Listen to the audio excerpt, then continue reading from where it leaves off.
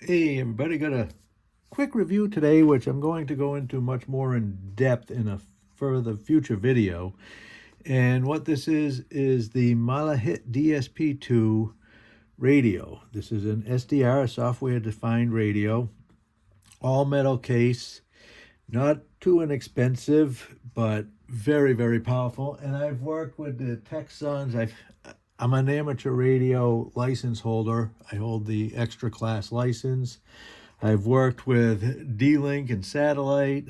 I've worked with regular radio and so forth. But I've always, ever since I was very little, just been in love with shortwave and listening to things around the world and so forth. And this is really an amazing radio. Like I said, we'll go into some more in future videos, but it's got an on-off button there, which enables the actual key button.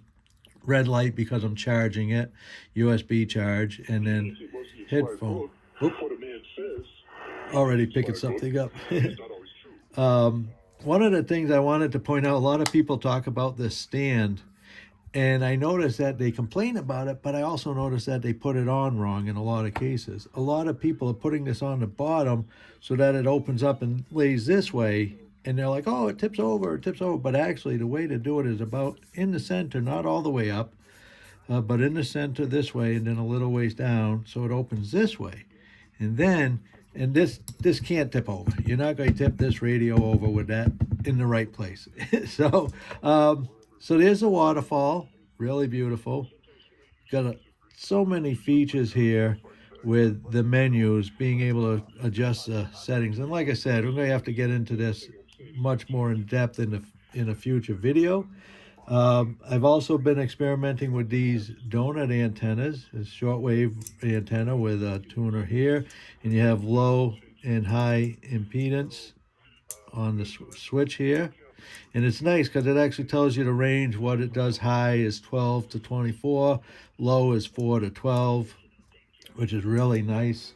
There's the AM also, covers 2,000 kilohertz to 1,000, or 1,000 to 2,500 up.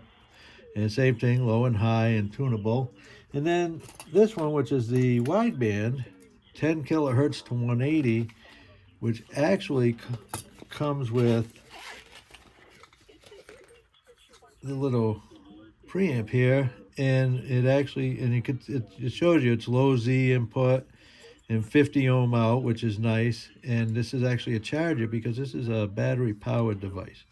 So if I turn it on, you can see it's actually on now. The only thing is you can't just connect it to the radio. You need an adapter, and then this connects, on here for the input up here. And what I've discovered with, at least with this shortwave antenna, is that it works much better than the included telescope antenna. Now, I thought I had my telescope antenna here. Could I use I don't use the one that came with the radio. I have one that actually, I'll have to show it in another video, but it's telescoping, but it actually has segments marked so that you know how many to put up to do either 2 meter or 70 centimeter. It tells you exactly where to set it up. But this here, well, right now I'm on a loop that I have in my attic, active loop that's up in my attic, and it works pretty good. I actually like it for when I'm in house, and it works really good. And like I said, the menus on this, I mean, look at the pages of, you got, can kind of see it there, right? Yeah.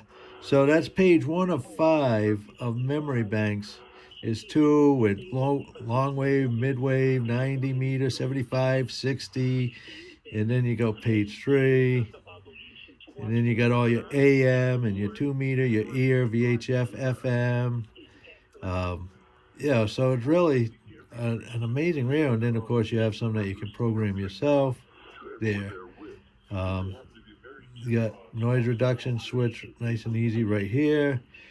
You press these to move on the menus up here, and there you can press to change your step on the frequency, on the FBO key, the frequency tune knob, and then your volume. So yeah, so great manual. Comes with a really nice in-depth manual, and the manuals, and for me it's not the best size, and my eyes aren't what they used to be, but you can see the manual is the same size. It looks like a little bit bigger than the radio. Nice color pictures, you know, highlighting each of the topics so you can get to it and so forth. So very good manual. But I actually picked up this book here by Andrew Barron, and I'm working my way through this now. And it really is a plethora of information. But like I said, this really is amazing. And what's nice is this is right now plugged into my 50 ohm. I could put this on, and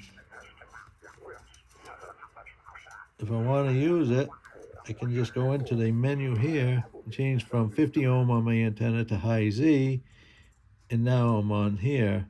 And of course, I kind of lost the, oops, let me get back to the volume. Can almost, so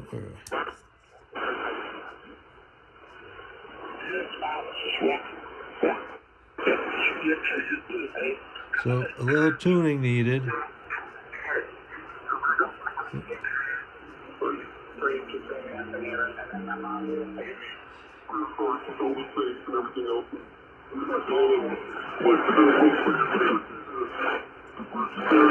You can see you got to find a sweet spot. Really, I think we're going to have a lot of fun with this radio. Like I said, look forward to some further reviews. I'm going to be testing it inside, outside, and all around. I'm going to be taking it to Florida in a few weeks and testing it there. So, thanks for watching.